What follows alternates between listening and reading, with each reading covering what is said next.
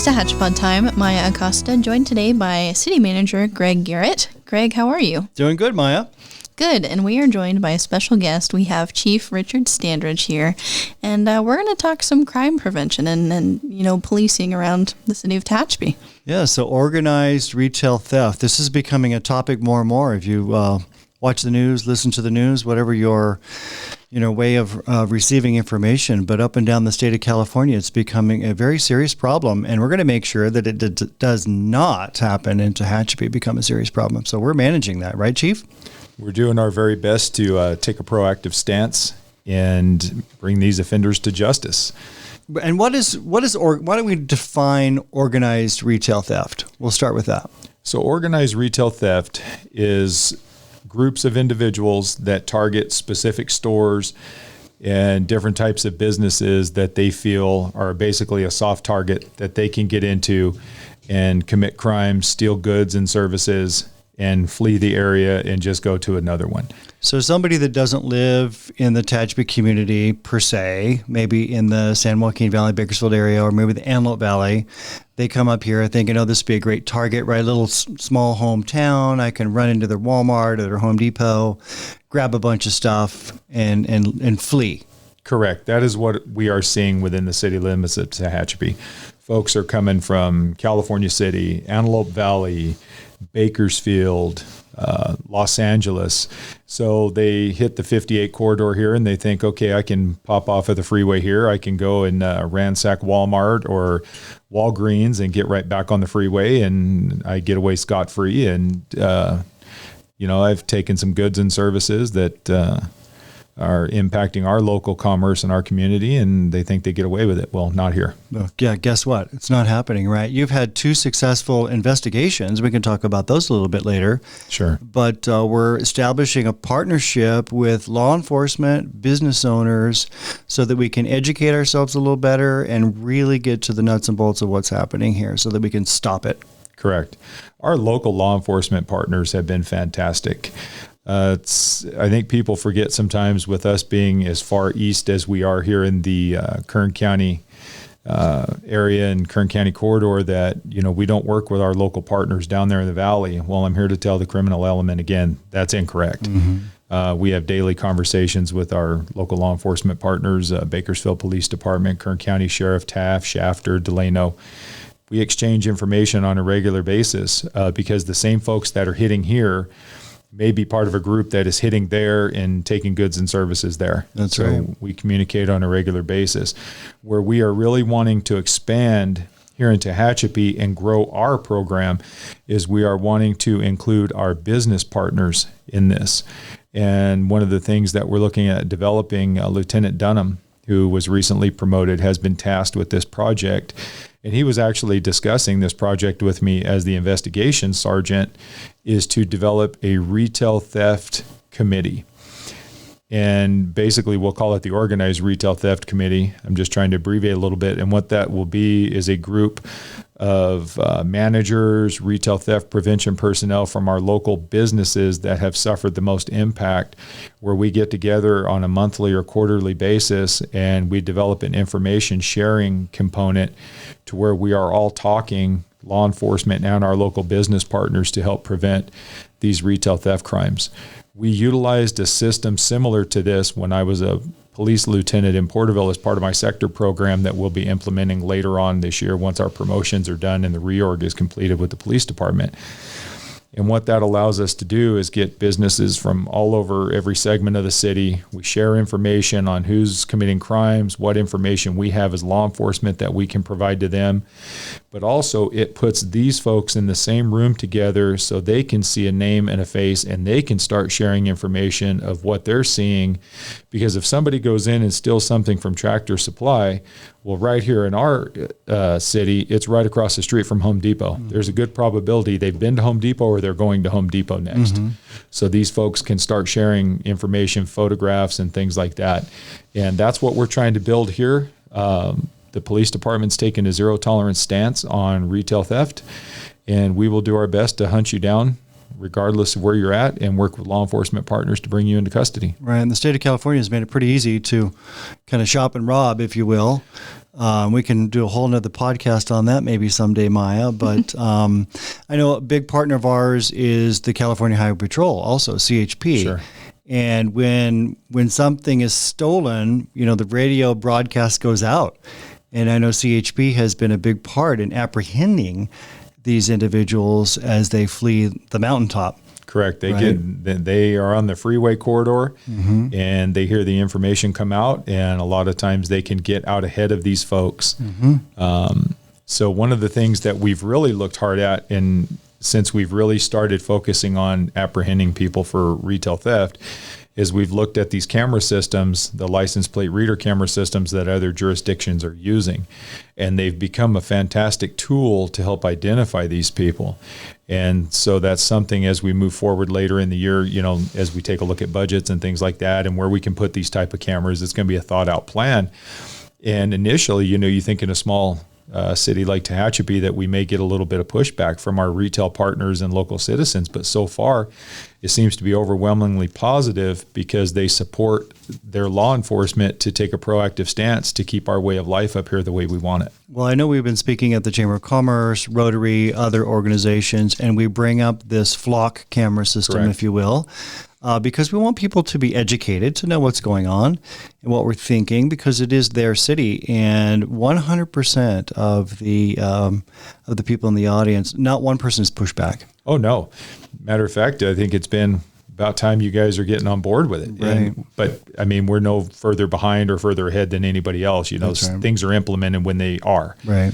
And it's been very refreshing that we have a community that is so staunch in their support of the law enforcement, and they want to preserve their mountaintop way of life. And as their chief, I've made a commitment to do my very best to do that. And part of your conversation with me is my boss, the city manager, is we have talked about getting the best tools possible for our people to do the job and be successful. Well, we've hired a great chief, and we're committed with our budget and personnel. We added 2 lieutenants to the position. We're hiring another code enforcement officer, which is important to keep your small town. A lot of crime starts, with code enforcement issues, if you will.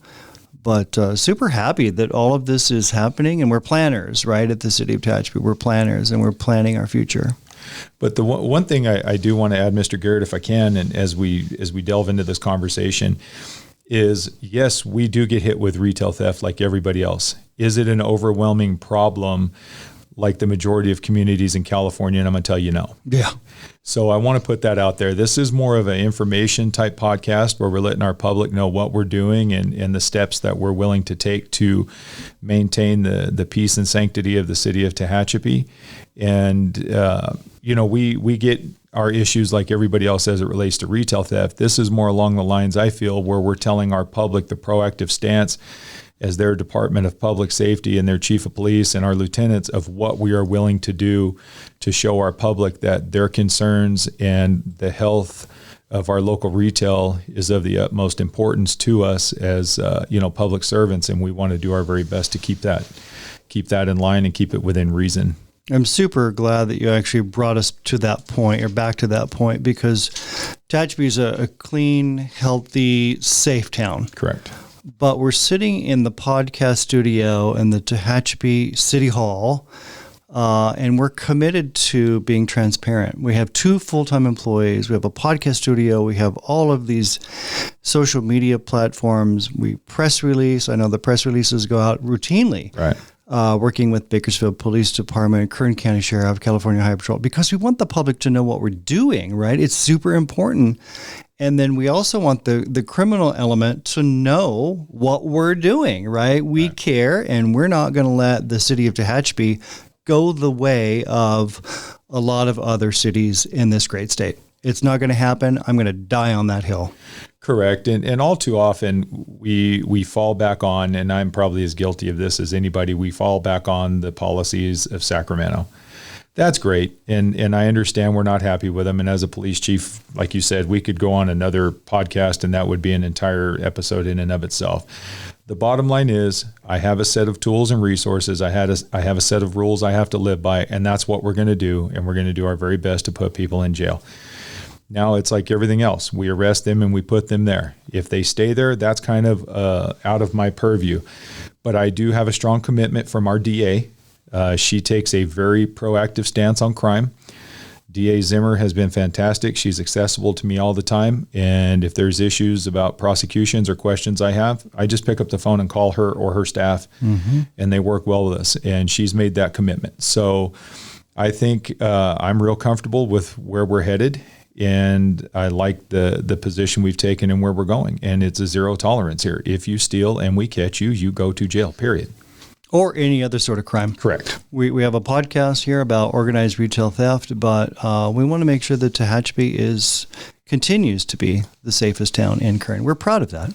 Absolutely. Absolutely. Great distinction to have. And our folks work hard to keep it that way, from Public Works to City Hall to Public Safety to our Kern County Fire Department partners. It's a whole team effort here. And I think that's what I like to stress, is that we're not doing it alone. We're doing it with the help of everyone, citizens who provide us the vital info sometimes that we're missing. Community policing. You cannot just be a standalone department and do it all yourself. It's not possible. No. And our community, our city, our citizens are very, very engaged. One of the things I know we're doing right is that they feel comfortable to knock on the door of the police department and come in and say, hey, I think you're doing it right, or hey, I think you're doing it wrong, or can you tell me why you're doing it this way? Yeah, for sure. Why don't we talk a little bit about the organization? Now, you've been changing the management structure, budgeted for some changes, 2 new lieutenants, those sorts of things. Tell us about the philosophy behind that. So when I took over as the chief of police of Tehachapi, what I did is I took a look at the department and said, okay, what we have is working, but as we start talking about growth and commerce and fiscal budgetary changes in politics, landscape, legislation, we have to be ready to have a department that can adapt to budgetary changes in population, things like that. So I took a look and said, okay, where do we want to be 5 years from now if we get these housing developments up and running and people are moving in? I mean, we could see an influx of 2,000 to 3,000 or more people, within a couple of years in the city of Tehachapi. So what we did is we decided to make a change where we have a police chief, and then we're going to separate the department into 2 divisions. One will be operations, which will encompass the patrol and investigation side of the house, fleet management, range, training, things like that. Then we have the other side that's going to be support services. That handles our records, our dispatch, our code enforcement. So it's easier to kind of bifurcate the department so it defines the areas of responsibility so as we grow. So what I did is I promoted a lieutenant in charge of each one of those divisions who answered directly to the police chief. There were a couple of reasons to do that. One, it provides growth within our own agency and gives people opportunities to go and get training and education that we can benefit from, because folks have an opportunity to move up and promote within our organization and keep the expertise and the hometown connection that we have developed here. Instead of right now, in law enforcement, a lot of folks are migratory. Mm-hmm. They're hopping to different departments. So by creating some promotional and management and supervisory duties within our department, I'm hoping to keep some of that talent that we have here that we've been able to kind of grow over the last few years. And it was a competitive process, though. Oh, absolutely. It wasn't a given. It was very competitive. It was very competitive. We weren't sure exactly how many inside candidates we were going to have apply. Mm-hmm. We had 4 that were eligible, potentially 5. Mm-hmm. 3 of those applied, so we decided to open it up to the outside too. Mm-hmm. And we had a few candidates from the outside apply as well, and it was super competitive. It was their stress level's down quite a bit now, but I made them go through a real hard process. They had to do a community panel, a professional panel, a writing assignment, chief and city manager interview, and every one of these segments of that testing process was scored and graded. Mm-hmm. So it was extremely difficult, and we're going to do the same for our sergeants when we promote them. And we're in the process of having one of our officers get off of field training in the next week or so, and we'll have another officer out there on the street providing service to the citizens at Tehachapi. And I'm excited where we're going. We're going to be sending some people to field training officer school. We're going to look to expand our own, some of our own instructor courses in this next year, so we can start being a hub where agencies will come and get training instead of us having to always go and do training. Yeah, the future is very bright. And we have, our police station on C Street, downtown Tehachapi, is manned 24/7. Correct. So no matter what the issue, you can always call 911 or 822-2222, right? Right. Dispatch. A live person will answer. Mm-hmm. But you can actually walk into the police department 24/7 should you have a need. Correct. I'm very proud of that. Oh, absolutely. Absolutely. We're full service. Mm-hmm. And luckily with the foresight that you had and the staff you had at that time years ago, we actually have room to grow in the building we're in. So that's right. We're sitting good for at least, I would say, the next 10 years in that building. Yeah, we designed and built that building, Maya, for a 20, 30-year look out. Mm-hmm. So well done on that. And pickleball courts. Who would have ever imagined pickleball courts in a parking lot, Maya, right, of the police department? What a great place to put them, though, right? It's great. And I mean, just as you mentioned, there's room to grow inside the building, but plenty of unused space there outside. So putting that to good use. Yeah. So I know, Chief, you and Key been collaborating on that. City Council authorized the spending of some funds. So tell us about the pickleball courts. So when I first got here last year, we talked about doing some type of community service and engagement that's different than what has been done before. Coffee with a cop is great. But it's like everything else. When you go to the well so many times, folks stop coming back. So we wanted to try something different. Tehachapi community, Bear Valley, Stallion Springs, and our local outlying communities, even down to Bakersfield, there's a huge pickleball following. And growing. Oh, absolutely. Mm-hmm. So we wanted to try it. And selfishly, I wanted to learn to play pickleball too. And I had Key to kind of mentor me in that. So it was a great opportunity for me to get involved. And so we did pickleball with the police a couple of times last summer. Had some temporary nets set up. Yep. And it was overwhelming, not only from the public response, but from the PD staff response as well. Mm-hmm. At first, you get the I don't want to play pickleball. And then they got out there and started interacting with the kids, the parents, the community. And then all of a sudden they have a paddle in their hand and they're playing pickleball for an hour. And so we wanted to expand that to keep that going, because I couldn't be more proud as the police chief that people love their police department so much that they're willing to take their off time and come and play pickleball in courts that are attached to a police department. Well, it's a grassroots effort. It's community policing. It's kind of the base that you build upon, right? Right? Policemen, women, they should be approachable. They're part of the solution. And they're part of the community. And if you play pickleball with them or play on your own, right, in the police department parking lot, for goodness sakes, how cool is that? Right. You're not removed from each other. No, safe place for our public to come and gather and play, and an opportunity to play with their local public safety. And it's a win-win. It's a healthy activity. And that's kind of what we're shooting for, is to, provide a healthy opportunity and outlet, especially for our young folks. There's been some discussion of, putting together a youth pickleball tournament, youth pickleball league. I think the opportunities to really grow this are endless. And so we're really excited to see where this goes. Yeah, so am I.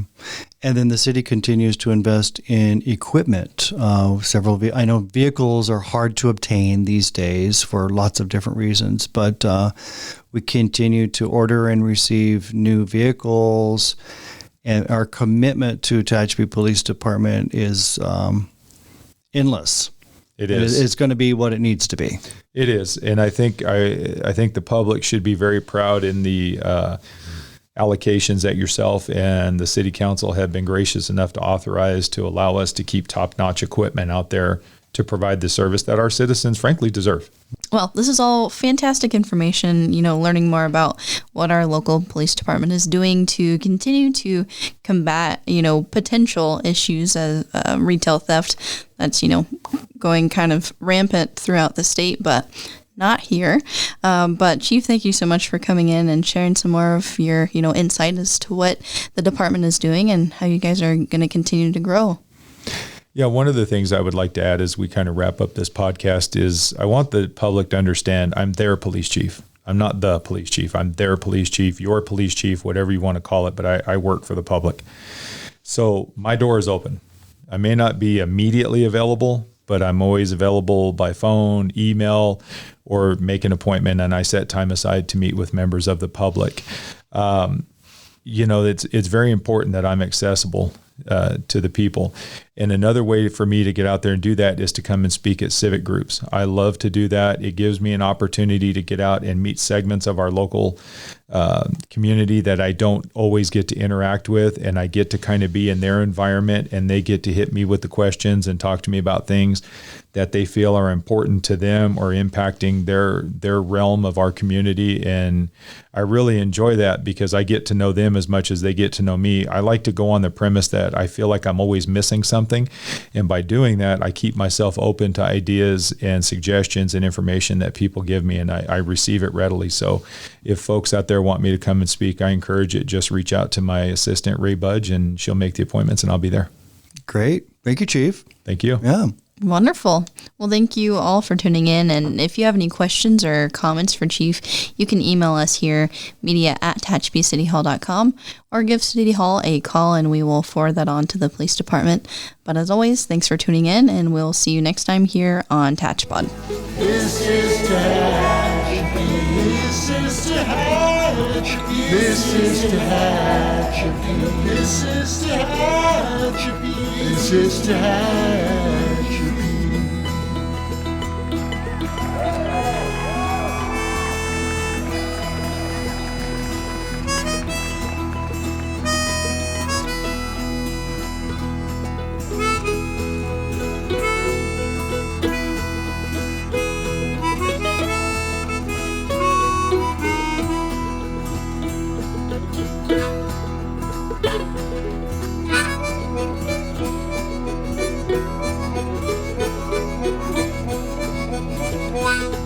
La la